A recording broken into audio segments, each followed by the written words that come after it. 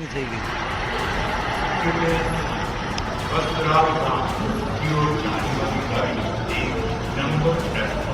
गुजरात से लंदन के लिए रवाना विमान हादसे का शिकार हो गया। इस प्लेन में कुल 242 यात्रियों के सवार होने की खबर है। इस हादसे से ठीक पहले पायलट ने एटीसी को मैडे का कॉल दिया था। डीजीसीए के मुताबिक हादसे से ठीक पहले ही यह सूचना आई थी। हालांकि कुछ देर बाद ही कम्युनिकेशन लॉस्ट हो गया। इसके कुछ देर बाद ही प्लेन ऊंचाई से नीचे आने लगता है और विमान रिहायशी इलाके में इमारत से टकराकर आग का गोला बन जाता है। इस हादसे में गुजरात के पूर्व मुख्यमंत्री विजय रूपाणी का भी नाम सामने आया है। उनकी सीट टूटी बताई गई।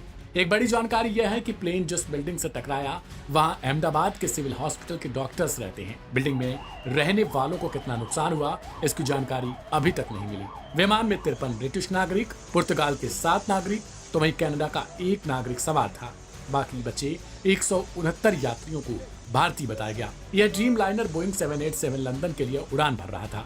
अहमदाबाद के सरदार वल्लभ भाई पटेल इंटरनेशनल एयरपोर्ट से टेक ऑफ करते समय ही आसपास की इमारत या फिर दीवार से टकराने से ये प्लेन घटना का शिकार हुआ है। शुरुआती जानकारी के मुताबिक सरदार वल्लभ भाई पटेल इंटरनेशनल एयरपोर्ट में यह दर्दनाक हादसा हुआ। माना जा रहा है कि एयरपोर्ट की बाउंड्री से लगकर यह विमान दुर्घटना का शिकार हुआ, लेकिन कुछ मीडिया रिपोर्ट्स में माने तो यह विमान रिहायशी इलाके में जाकर गिरा है। जो शुरुआती तस्वीरें आई है उसमें देखा जा सकता है कि विमान के परखच्चे उड़ चुके हैं।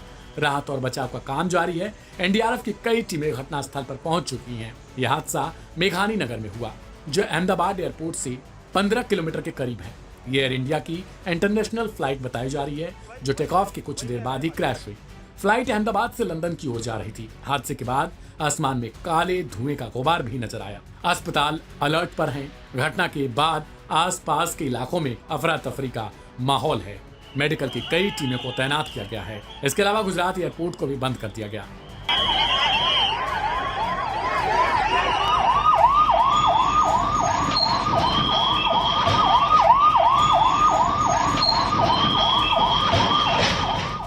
हादसा कितना भीषण हुआ है इसका अंदाजा इसी तस्वीर से लगाया जा सकता है, जिसमें विमान के गिरने के बाद लाल रंग का गुबार उठता है और फिर धीरे धीरे ये काले धुएं में तब्दील हो जाता है।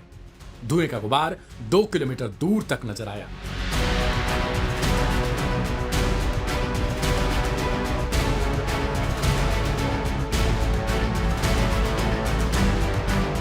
चारों तरफ अफरा तफरी का माहौल है। लोग इस भयावह हादसे को देखकर भयभीत हैं और इधर उधर भाग रहे थे।